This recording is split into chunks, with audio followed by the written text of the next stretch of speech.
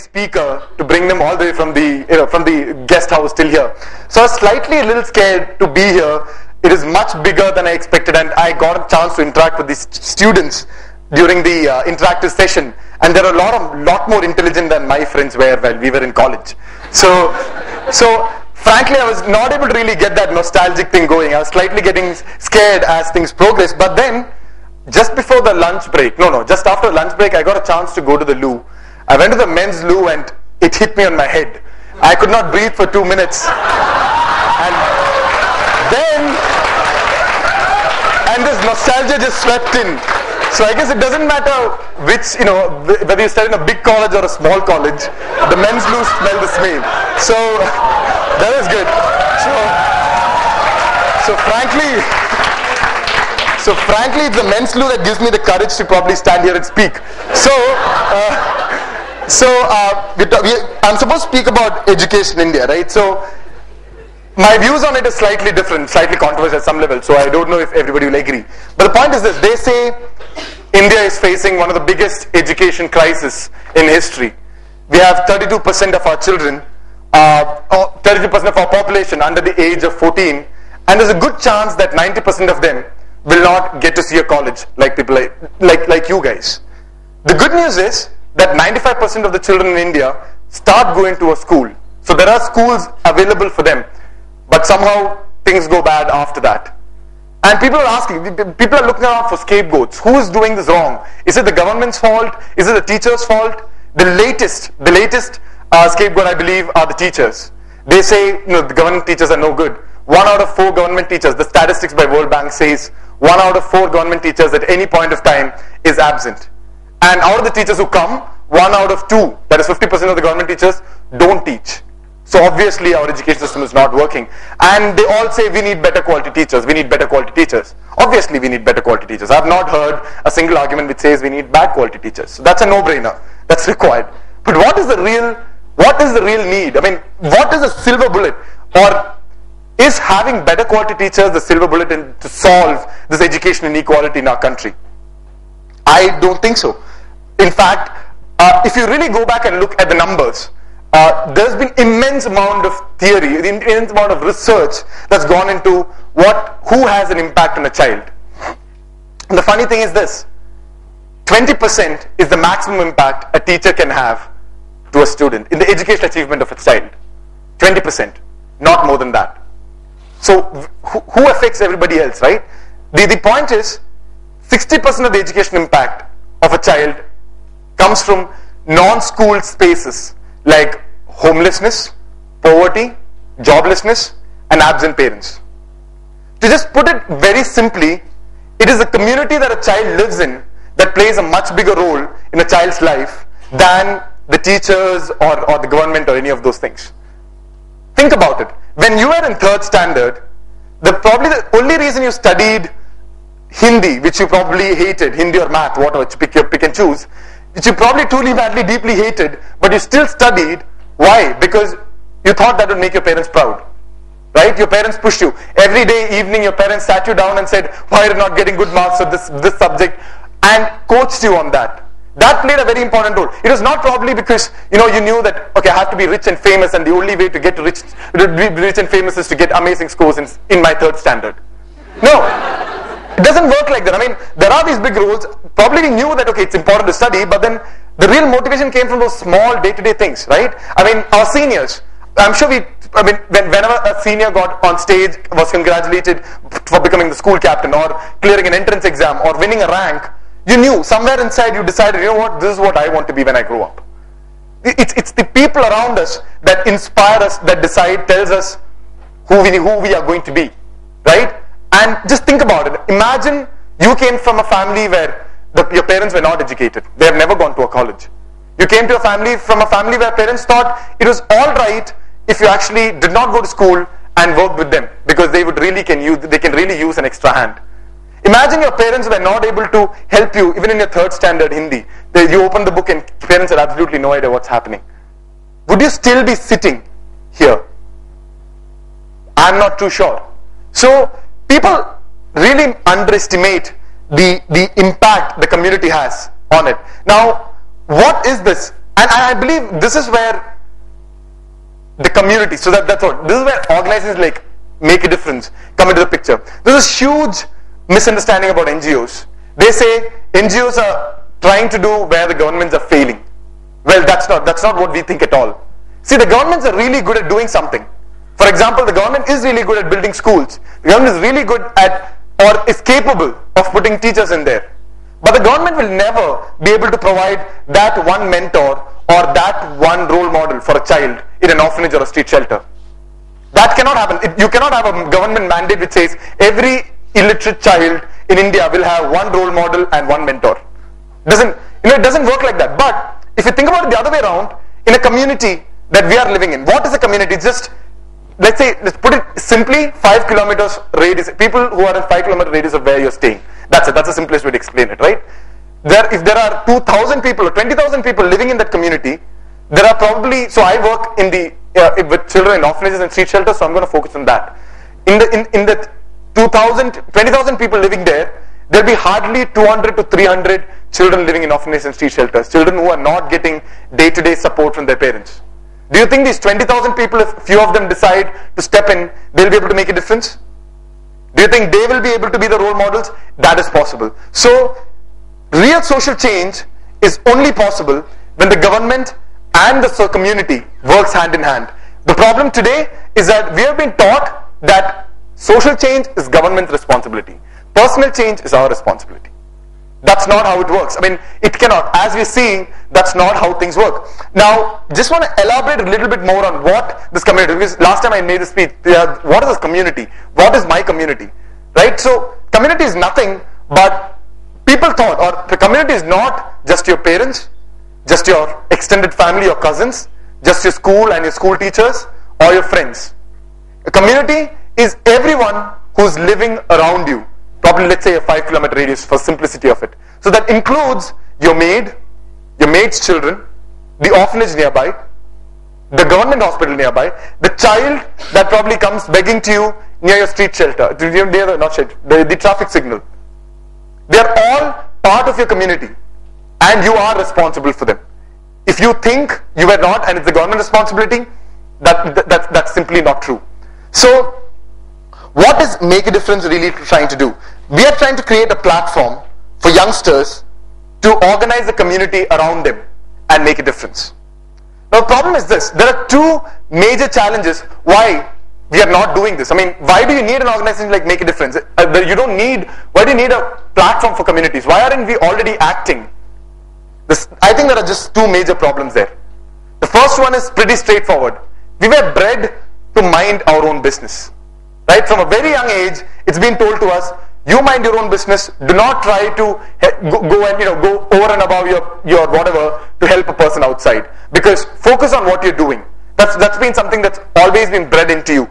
It's been kind of taught to us that it's the government's responsibility to make a difference. It's our responsibility to mind our own business. Our only responsibility to the government is vote once in 5 years, and that's it. Then we can sit simply. Imagine a person ran a company like that. Right? I mean, as a citizen, if I only pay taxes and vote, that's like an entrepreneur who only invests in a company and just appoints a manager, and then he walks away. Do you think the company will survive? It won't. I mean, if the manager is not monitored, the company will fall flat. Then why do you think an entire democracy, a country as big as India, would survive if we are not monitoring it? So that is the first major mindset issue. And the corollary to that is this. Do not, it's a good idea, I know it's very important to make a difference, but don't do it now. Right now you're in college, do it once you're settled down. Well, I have a friend who says this very famous quote, which says, at the age of 30, you realize that you will never be rich, you will never be famous, and you will never get married to Vasundhara Das. That's what happens, because that's how it works. Unfortunately, right? I mean, when you're young, you believe in impossible things. You believe. I don't know. But when I was 10, I was sure I'm going to be a millionaire, right? And I was ready to do anything to be a millionaire. If you ask me now, I'm like, I'm not too sure, and I'm not even 30 yet. So, right? So, because we become more pragmatic. So, and frankly, I mean, all pranks aside, just think about it. Look at the biggest movements that has ever happened in the world. Think about the civil rights movement.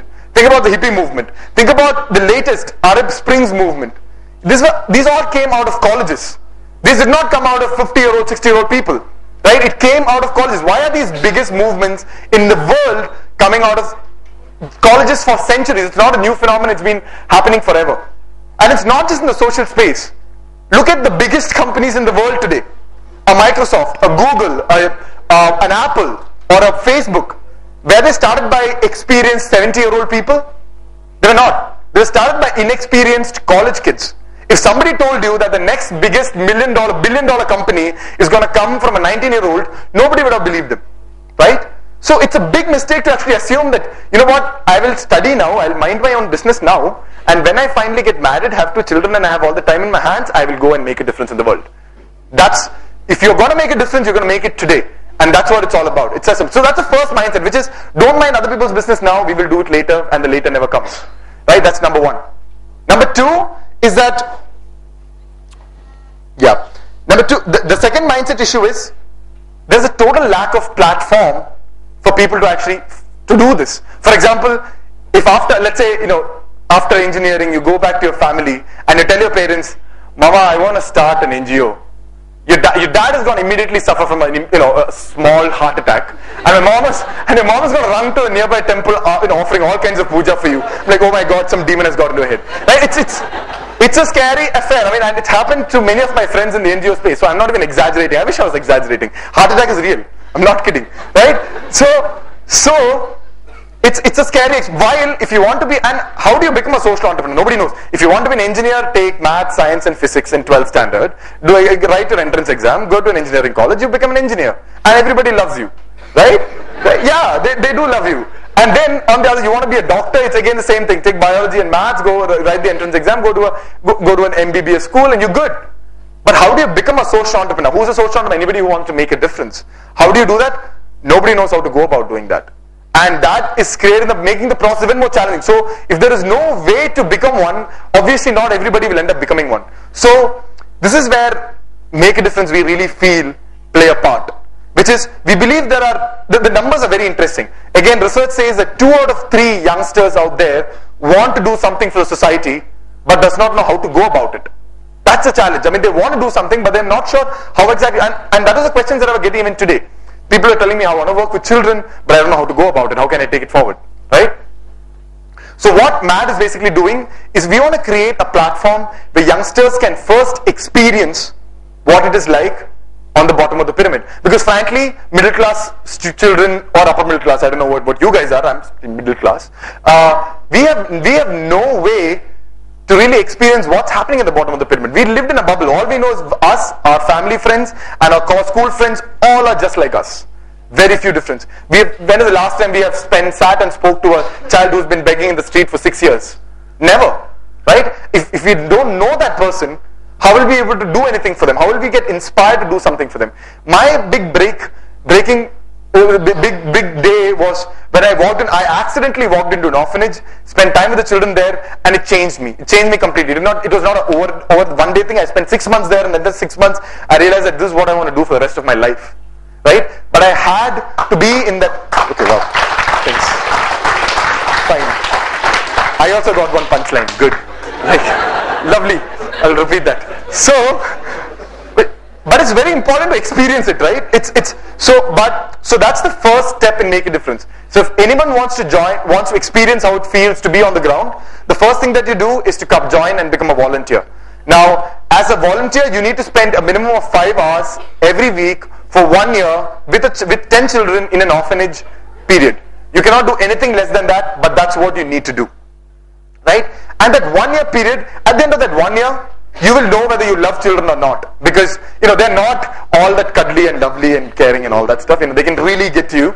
Right? But despite all that, after 1 whole year of working with the children, if you still feel that, you know what, I love them and I want to still spend more time with them, then go to the next level in MAD. And we normally recruit from our first year of college, which basically means that you're just in your first year when you're going through the experience phase. The second year, if you're really good, you get to become a fellow. A fellow is a paid, gets a stipend to run the city all by herself. So 7 to 12 people, himself or herself, 7 to 12 people from a city are chosen to run that city. Where earlier they got a chance to implement a project, now they'll get a chance to understand how an NGO actually works. They get to manage all the administrative activities, starting from finance to HR to PR. Every angle, they get to experience that. Right? So that's the second year. And they need to spend close to 4 hours every day to get this thing going. And if they actually manage to pull that off, by spending 2 years on the ground working with people, looking for solutions, by the end of it, that's when you get your ideas. So one of the questions that I got asked in the entrepreneur circle is that, where do we get our ideas from? The only way you can get your ideas is if you immerse yourself in an environment where you can get ideas. And those 2 years is where you get the best ideas in the world, I feel. Right? And at the end of second year, you get to pitch to something that we internally call as iHub. Where if you have an amazing idea that you think will make a difference, you can pitch it to us, and if we like it, and it's not us, there's a voting process. If we like it, what we're going to do is, number one, first fund you to research for that project in one city. So remember, you're just in your third year of college. You're still in college. You don't need to, this is something that you do outside college. But you get to first spend 3 hours a day researching on that project for 6 months.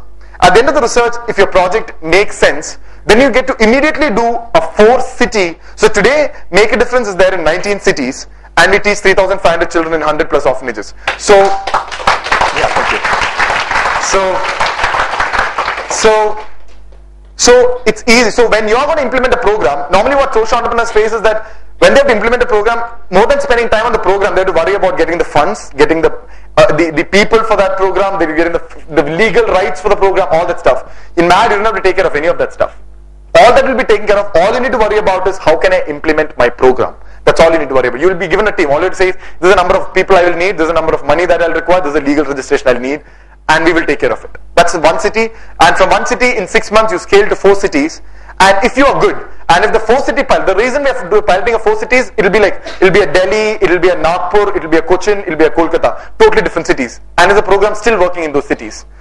And if it's still working in those cities, the next year, when you get out of college, the next year or the year after that, when you get out of college, we'll pay you a minimum salary of $35,000 to work on that project full time. And when you come on board, you get to take your project to all the cities that MAD is in, which is today we're in 19 cities. By next year, this time, we should be in 40 cities. So we will be able to. So what? Thanks. So what is really happening? What is really happening? It took us close to 7 years to get Make a Difference from 1 city to 40 cities, right? But it will take you just 1 or 1.5 years to get your idea from 1 city to 40 cities. That is the platform that we're trying to create. So you don't have to waste your time trying to build capacity. Capacity is already built in the system. So now there's something very important that most people forget about, which is an exit strategy. Now imagine you got an amazing idea while you were in college and you implemented it. Now, do you have to spend the rest of your life running it? That's probably not the best idea. The thing is, in the for-profit space, you can sell the company, make a lot of money and walk away, right? But unfortunately, there is no stock market or any sales procedures for social enterprises.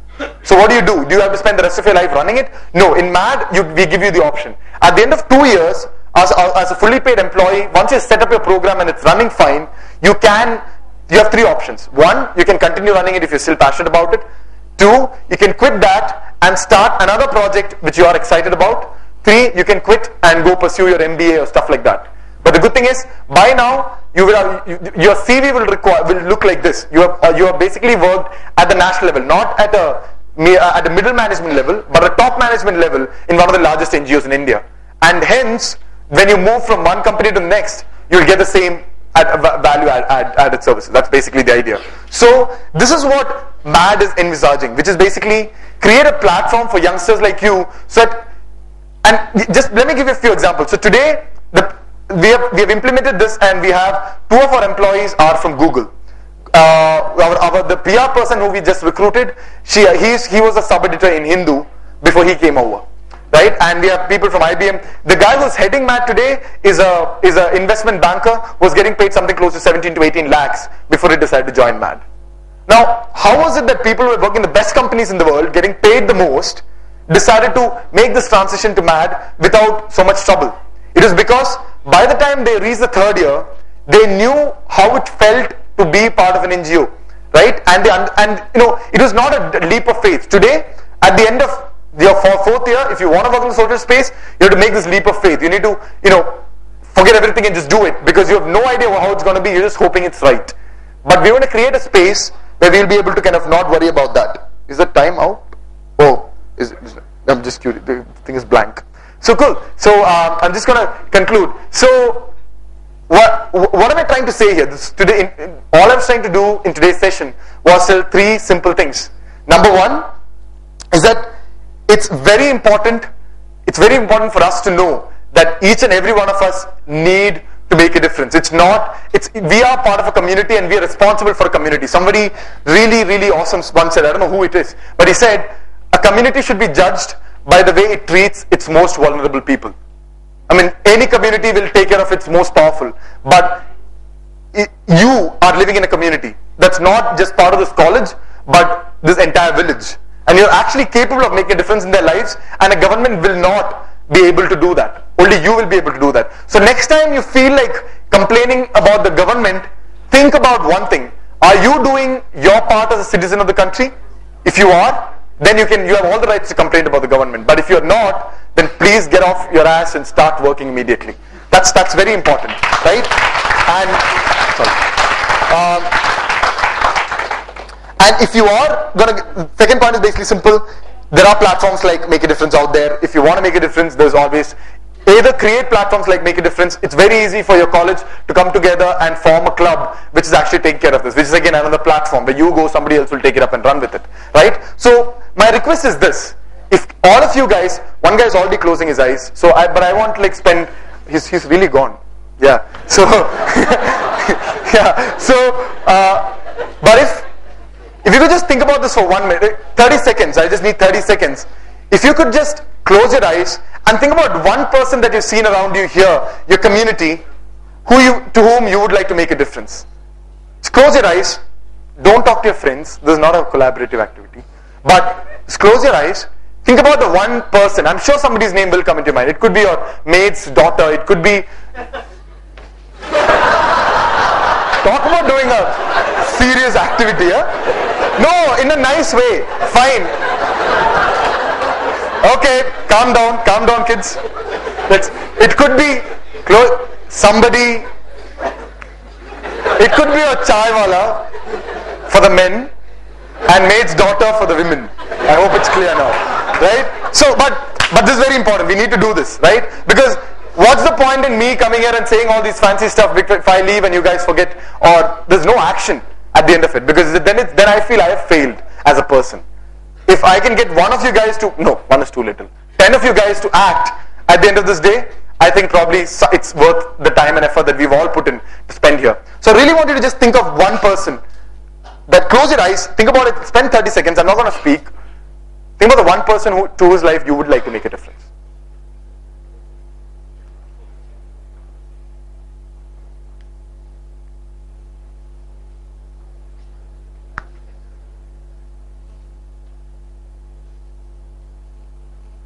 Cool, thank you.